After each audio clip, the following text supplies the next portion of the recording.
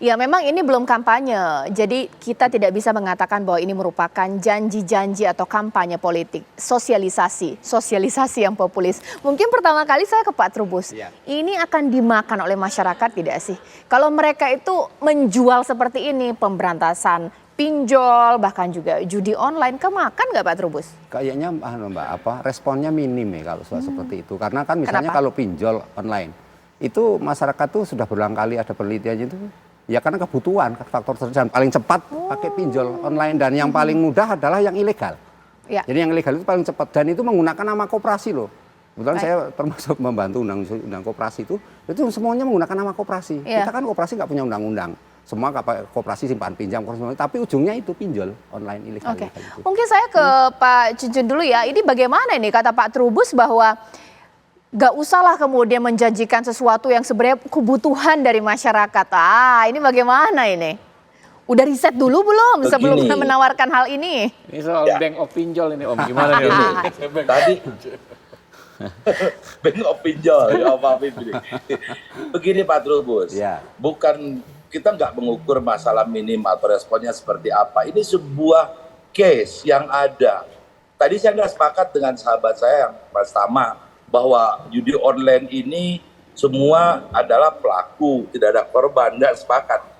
Ini yang justru korban ini yang masyarakat kecil, yang mereka terjebak dengan iklan, terjebak dengan tadi karena ada karakter kasino, mereka itu ya mencari jalan cepat. Kalau bicara sekarang ini tingkat resapan atau diterima di publik ini minim atau tidaknya, bukan hal itu. Ini adalah permasalahan bangsa yang harus diselesaikan. Sekarang harus punya will. Calon-calon pemimpin nasional ini bagaimana? Bukan tidak bisa dilakukan. Bapak ya seorang pengamat kebijakan publik. Bagaimana dari suatu kasus yang ada ini pasti ada analisis. Setiap mengambil keputusan itu, apalagi pengamatan kebijakan publik ini kan tahu caranya. Kalau cara ini tidak bisa diselesaikan, cara lain bagaimana bisa menyelesaikan permasalahan. Ini bukan jangan menafikan ini bukan permasalahan bangsa. Ini permasalahan bangsa. Kami bukan hanya menawarkan program gitu Mbak Caca. Ya, Mas Cuncun sebenarnya yakin tidak bahwa pemilih ini akan memilih Amin jikalau ini yang ditawarkan oleh pasangan tersebut? Loh, saya yakin ini ya, yakinnya begini. Karena apa? Ini problem yang sekarang sudah menjadi korban ke semua masyarakat, sudah hampir majority di Republik kita, apalagi dengan kondisi ekonomi yang ada. Ya, pinjol tadi karena bilang Pak Trubus juga ini betul-betul yang shortcut yang begitu praktis, tidak susah. Tetapi apakah mau dibiarkan seperti itu? Negara kemana? Tugas fungsi para penyelenggara negara ini, apalagi di APBN kan Pak Trubus ya, OJK harus kerja, polisi harus kerja, dan apalagi pemimpin nasionalnya. Ini penting untuk mengambil langkah-langkah, jangan dibiarkan toh. Kalau misalkan mereka nyaman saya ini karena pinjam tidak susah, melakukan judi online juga ini tidak besar modalnya, ini kan bahaya kalau dibiarkan. Mau dibiarkan seperti ini, tadi judi online, pinjol ini merusak bagaimana tentang karakter anak bangsa yang kedepannya akan menjadi mental penjudi, kemudian mental malas yang tidak mau berpikir cara membangun negara ini. Mungkin sekarang saya ingin menanggapi juga dari Mas Tama ya, mengingat bahwa Presiden saat ini, Pak Jokowi, 2 periode kebijakan populisnya itu banyak yang ditagih masyarakat, belum tuntas semua. Kalau pakai dengan menjual kebijakan populis lagi, yakin apalagi ada pemerintah di sana, PDIP di sana seperti apa? Mbak, ada 2 hal ya. Yang pertama saya meluruskan tadi apa yang Bang Cuncun sampaikan. Victimless crime itu dari perspektif pidananya. Semuanya sama-sama pelaku, intinya begitu. Tapi dalam konteks kemudian dia terpapar kepada masyarakat, ini yang kita perlu jaga. Ini yang kita perlu cegah. Sama seperti pinjol. Pinjol salah apa enggak? Pinjolnya tidak, tapi begitu dia ilegal, misalnya pada saat dia download, pada saat dia pinjamnya sama A, kemudian ada 5 yang nagih karena terbagi-bagi, ini yang bahaya. Ada ancaman, fotonya diambil, didoxing, kemudian disebarkan, ada open BO dan segala macam. Ini kita perlu jaga. Jadi saya rasa dari perspektif korban, itu yang pertama. Nah yang kedua, soal isu kriminal Mbak, ini kan perspektifnya kita mau lihat dari mana. mau lihat dari kacamata politik atau kita sekedar dagang jualan visi misi, atau mau bicara soal bagaimana merapihkan permasalahan yang sudah ada. Nah, kalau kemudian bicaranya soal perspektif, tentu tadi Pak Trubus sudah sampaikan, ada banyak orang punya perspektif, kalau tanya ke A, tanya ke B, bisa macam-macam jawabannya. Tapi kalau Mbak misalnya tanya sama korban investasi ilegal, berapa ratus, berapa ribu orang yang hilang duitnya, itu yang kita perlu selamatkan. Dan problemnya apa? Di Indonesia kita belum ada mekanisme untuk mengembalikan kerugian tadi. Ada yang namanya restitusi, tapi itu masih sangat minim, pelaksanaannya masih banyak catatan, regulasinya perlu untuk diperbaiki. Dan ingat Mbak, walaupun misalnya tadi ada pertanyaan 2 periode, tapi kan isu terkait dengan investasi ilegal, pinjaman online yang kemudian ilegal juga, itu kan muncul dan menjamur pasca COVID. Orang di rumah nggak punya kerja, punya uang, tapi dia mau melipat gandakan. Akhirnya apa? Dia bisa dengan mudah tergiur dengan promosi-promosi yang ada, iklan-iklan yang ada. Ini yang kemudian ke depan perlu kita rapihkan dan kita perbaiki.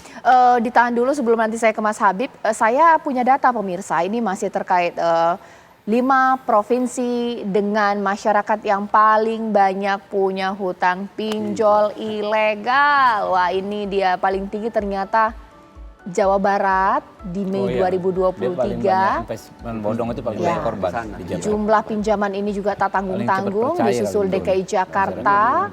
Ini peminjaman begitu banyak sampai 2,31 juta rekening.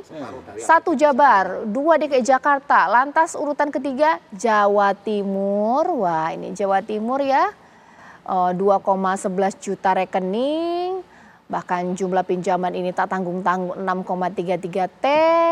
Bahkan juga Banten, wah ini daerah saya ini ya, lumayan juga banyak yang pinjol ilegal. 1,49 juta rekening.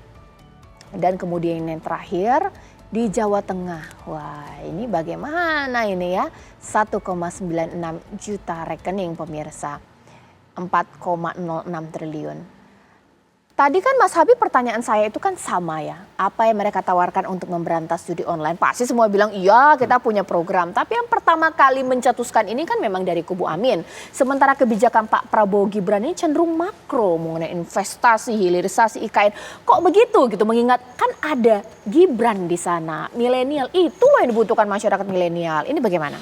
Ya, apa yang diatur dalam visi misi program yang disampaikan di KPU memang nggak mungkin detail namanya.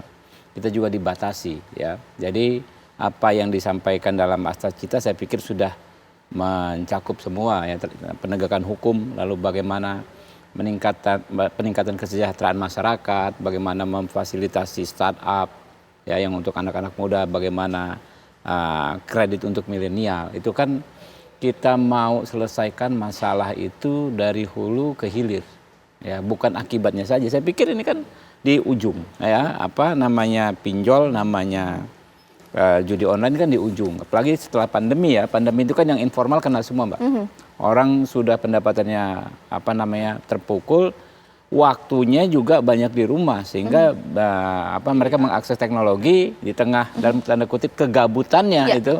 Mereka mengakses 2 hal tersebut, pinjol dan judi online. Nah, jadi dari hulu ke hilir ini kita cari solusinya. Itu yang makanya kami sampaikan sekian kartu kesejahteraan disampaikan Mas Gibran ya. Kemudian di poin kedua juga Astra Cita bagaimana peningkatan kesejahteraan, mengembangkan industri kreatif. Itu dari awalnya, dari hulunya kita kondisikan seperti itu. Sehingga bisa benar-benar selesai yang soal ini ya. Jadi saya mau sedikit sampaikan bahwa 2 periode Pak Jokowi banyak isu janji-janji yang populis belum selesai. Tentu setiap pemerintahan nggak ada yang sempurna. Ya, tapi apakah pemerintahan tersebut sudah berusaha keras menjalankan apa yang dijanjikan? Saya pikir itu yang sudah disampaikan oleh masyarakat dalam bentuk approval rate yang sangat tinggi dari Pak Jokowi ini ya. Jadi sama-sama makanya kami mendorong yang namanya keberlanjutan. Jadi apa yang sudah dilakukan pemerintahan saat ini ya kan terus dan baik kita lanjutkan ke depan gitu. Pak Trubus meskipun dibilang katanya ini nggak akan kemakan, tapi tetap mereka pasti akan mengambil kebijakan populis untuk meraih suara rakyat. Bagaimana? Iya, memang itu salah satu strategi ya sebenarnya, strategi untuk merebut hati rakyat gitu kan. Jadi masyarakat itu memang lebih didominasi keinginan-keinginan pilihannya itu pada sesuatu yang sifatnya populis, Mbak. Itu sudah menjadi pilihannya. Nah, kemudian bagaimana kemudian elit-elit nanti, artinya pemimpin presiden nanti itu meramu lah sehingga nanti menjadi sebuah kebijakan yang bisa diterima oleh publik. Karena sulitnya kebijakan publik itu kan bagaimana, kalau kebijakan semua orang bisa bikin, tapi bagaimana itu nyambung dengan kehendak publiknya. Nah ini yang menjadi tantangan, karena itu ilmu kebijakan publik memberi resep di situ supaya ada nyambung. Karena kalau nggak nyambung, mesti ujung-ujungnya ya ambiar. Gitulah. Itulah yang menurut saya kita berharap dengan adanya ya berlanjutlah gitu ya. Pasti semuanya sepakat, judi online, pinjaman online ilegal harus diberantas di muka bumi. Tapi namanya juga kampanye atau juga janji-janji politik, kadang-kadang kalau nggak terrealisasi ya namanya juga usaha. Berani tidak mereka? 1 tahun tidak selesai, mundur. Itu tidak berjanji, tapi berani tidak sesaat lagi.